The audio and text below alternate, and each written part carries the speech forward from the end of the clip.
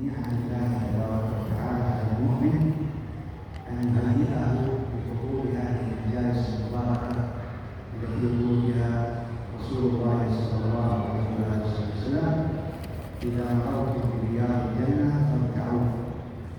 وهذه المجالس مذكورة في الملأ الأعلى، لهذا يقول النبي صلى الله عليه وسلم: إن لله ملائكة سياحين يطلبون حيلة الذكر، فإذا وجدوا حلقة من حلقات الذكر تنادوا فقالوا: هلموا إلى رؤيتكم، هلموا إلى رؤيتكم، هلموا إلى طيبتكم، فيتجمعون حلقا إلى السماء، وإن كنا لم نراهم لكنهم موجودين.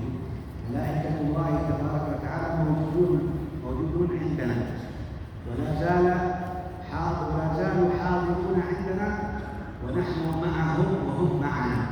هذه المعية التي جعلها الله تبارك وتعالى للذاكرين جعلها معية خاصة. فمن نعم الله تبارك وتعالى أن على الإنسان أن يحمد الله تبارك وتعالى على هذه النعم، وكلما وجد هذه النعمة يزداد منها حتى يزيده الله تبارك وتعالى من مزيده. ولهذا يقول رب العزة: لئن شكرتم لأزيدنكم. وكلما شكرت ربك جل جلاله وتعالت عظمته أن وفقك لهذه المجالس، مجالس الثناء على رسول الله صلى الله عليه وسلم، فإنها من عظيم النعم.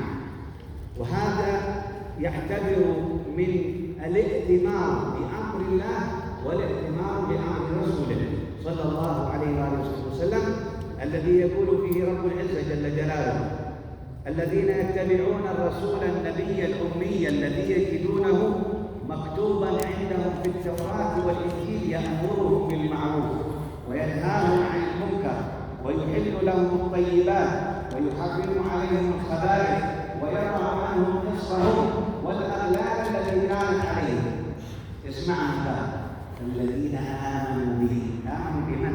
بهذا الرسول صلوات الله عليه. فالذين آمنوا به وعزروه أي عظموه أثنوا عليه صلى الله عليه وسلم، الذين آمنوا به وعزروه ونصروه واتبعوا النور الذي أنزل معه أولئك هم المفلحون.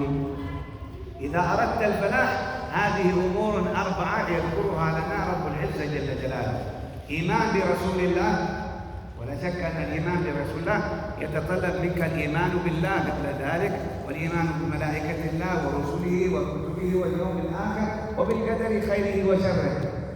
الذين آمنوا به وعزروه. الأمر الثاني أي تعظيمك للنبي صلى الله عليه وسلم. أي أمر من الاتباع الذي تتبعه لرسول الله بدون تعظيم فائدته. هذا رجل يقال له عرقوس، جاء إلى النبي صلى الله عليه وسلم، وكان النبي صلى الله عليه وسلم يقسم الغنائم، فإذا به يقول: اعدل يا محمد. يقول للنبي عليه الصلاة والسلام: اعدل يا محمد. قال: ثكلتك أمك، إن لم أعدل فمن يعدل؟ إن لم يكن العدل برسول الله فمن يعدل بعد ذلك صلوات ربي وسلامه عليه. فقام أحد الصحابة من ضمنهم، جاء في بعض الروايات أن سيدنا أبو بكر الذي قال: دعني أضرب عنق هذا المنافق.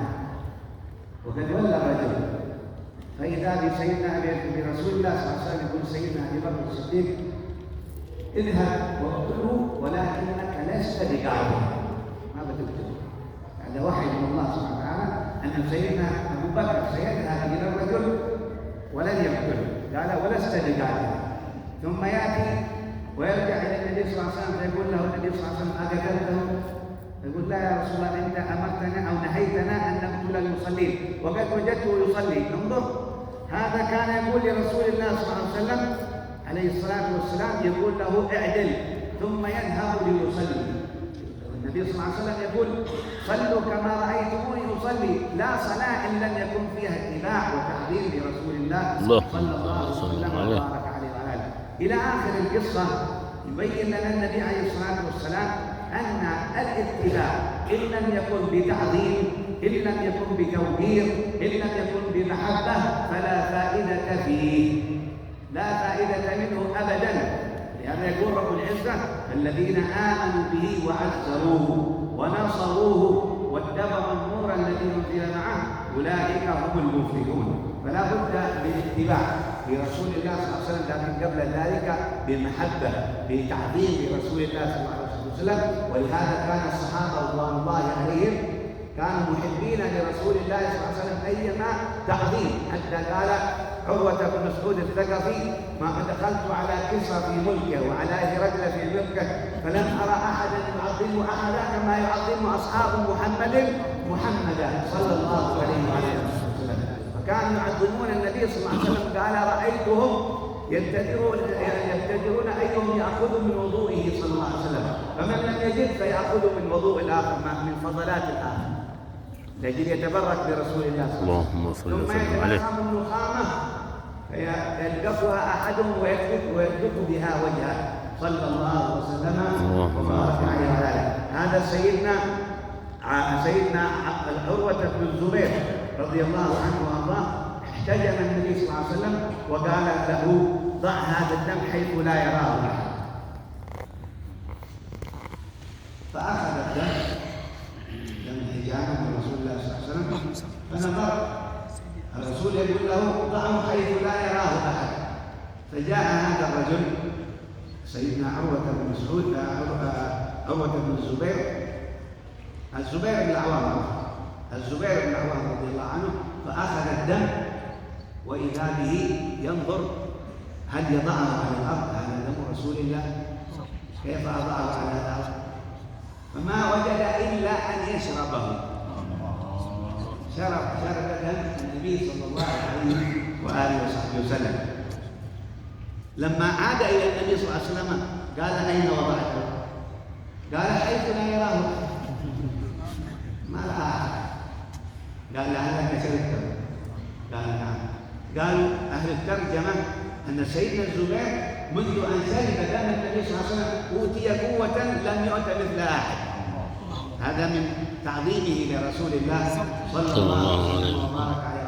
وبركة التي كانت تربي النبي صلى الله عليه وسلم في صغره، بعد أن كبر كانت أيضا تنام عنده، فجاءت في آخر الليل وأخذت قدحا فيه ظنته ماء فشربته. فنظر النبي صلى الله عليه وسلم إلى القدح، هذا كان القدح يأكل فيه عليه الصلاة والسلام، ما كان عنده حمامات ولا عنده شيء، كان هذا منه حاجاته يخرجون إلى الخلق فيضعه ثم يضعه في مكان آخر. فجاءت السيدة رضي الله عنها أم عيمة فأخذت وشربت هذا البول، بول النبي صلى الله عليه وسلم. لما أصبح الصباح قال: من أخذ هذا؟ قال: أنا يا رسول الله، أنا شربته. فدعا لها بخير. قال أهل الترجمة أنها منذ أن شربت بول النبي صلى الله عليه وسلم لم يصبها شيء في بطنها إلى أن مات. هذا ببركة الحبيب صلى الله عليه وسلم. والنبي عليه الصلاة والسلام أمره وشأنه عظيم. الصحابة رضي الله عنهم، هذا سيدنا سواد بن غزية رضي الله عنه أختم بها حتى يترجم لنا الشيخ مبارك زميلنا وأخونا في الأزهر جزاه الله خيرا. سيدنا سواد بن غزية لما صف الناس في غزوة بدر تعمد أن يخرج من الصف. سيدنا سواد بن غزية تعمد أن يخرج من الصف، فقال له النبي صلى الله عليه وسلم ومعه قضيب الأراك، قال: استوي يا سواد. قال: يا رسول الله أوجعتني، يا رسول الله أوجعتني، أريد أن أقتص. قال: اقتص. فإذا سيدنا سواد يقول للنبي صلى الله عليه وسلم: إنك لما أوجعتني كانت بطني مكشوفة وعند الآن مستتر.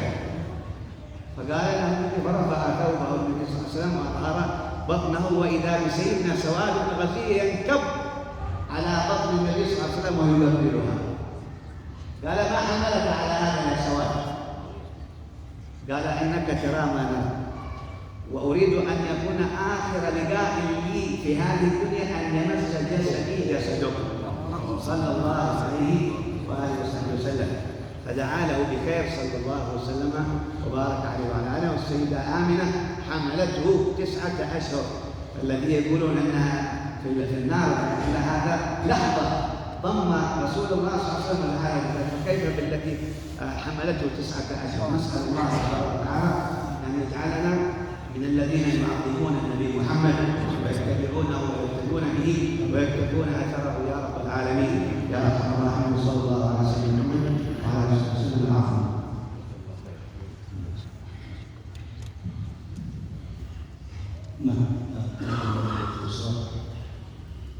Maneno ya Habibi ameanza kusema alhamdulillah, tunakusanyika katika kikao cha kheri katika bustani ya pepo.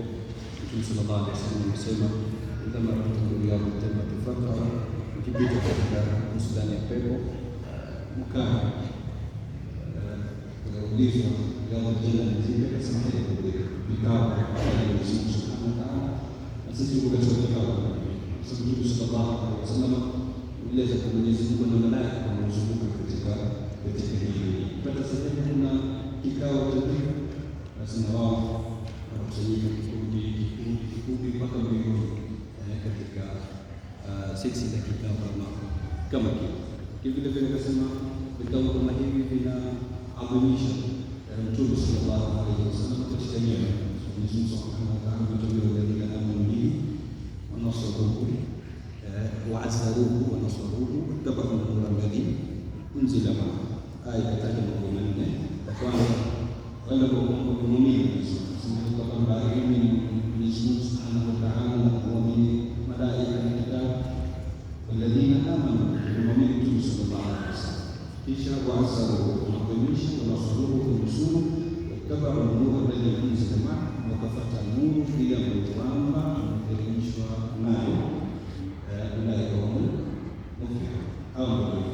Utakapofaulu katika dunia yako na akhira yako, shikamana na haya mambo manne: muamini sallallahu alaihi wasallam, muadhimishe, nusuru na mfuate.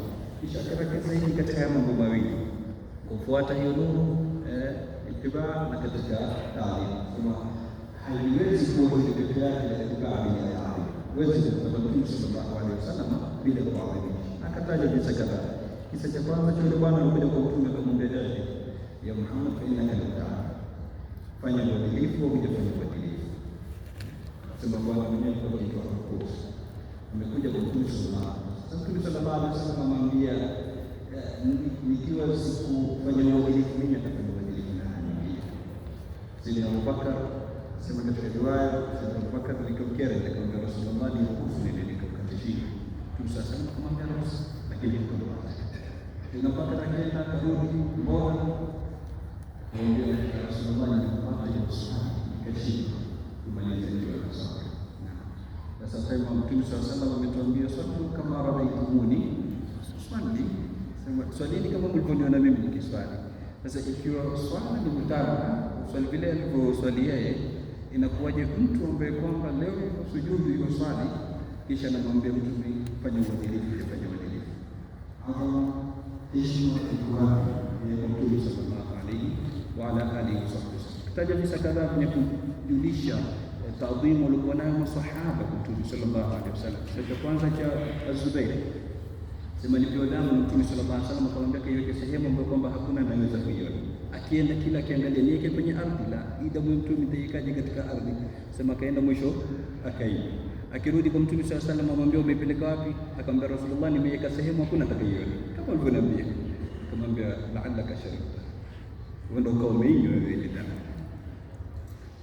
Sema maulama watarabi wanatumia Zubair baada ya kunywa damu kama ile alipata nguvu ambayo kwamba hakuna kitu chochote kingine alipata baada yake, kwa baraka ya damu kama ile ya Rasul sallallahu alaihi wasallam. Shakataja kisa cha Ummu Ayman Baraka.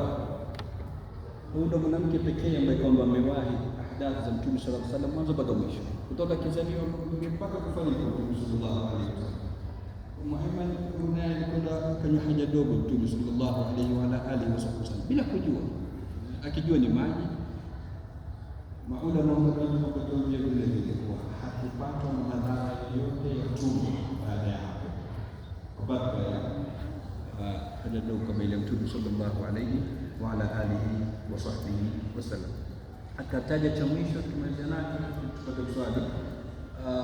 Kisa cha Sawad bin Ghaziyah, sahaba wa Mtume sallallahu alaihi wasallam, msimama katika safu za vita. Sawad akawa amefanya kusudi kupiga hapo mbele. Mtume sallallahu alaihi wasallam akasimama katika safu, sababu kalima akamwambia kama Musa nabii. Sawad akamwambia jambo la Rasulullah, umeniuliza Rasulullah. Akamwambia basi nipa kisasi, wanakadiri nataka kulipiza kisasi, kama ni kisasi. Sawad akamwambia Rasulullah, kunigusa kwa tumbo wazi, tumbo lako limenyika, naomba nipate vile vile wazi. Akilifungua akalirukia akaligusa. Sidna Sawad ibn Ghaziyah, Mtume akamwambia mahmalaka ala hadha ya Sawad, nini kilichofanya fanye kitendo kama hiki? Akamwambia Rasulullah, kama unavyoona tu katika video, na hapa pengine ndio kuna kutoka na roho na nafsi yangu mwisho katika ulimwengu ndio ni mwili wangu sallallahu alayhi wa alihi wasallam. Akasema kwa mshangao, inakuwaje leo aje mtu aseme mama yake Mtume sallallahu alaihi wasallam? Ikiwa mtu atamani lahma tu kwa muda wa sekunde tu mwili wake uguse mwili wa Mtume sallallahu alaihi wasallam ili apate kufaulu. Tumbo lilombeba miezi 9, tumbo la mama yake kwa yale leo useme mama yake Mtume sallallahu alaihi wasallam yuko katika moto. Mwenyezi Mungu Subhanahu wa Ta'ala jalie katika watu ambao watakuwa na adab na tii kwa Mtume Muhammad sallallahu alaihi wa alihi wasallam. Inshallah narudisha kwa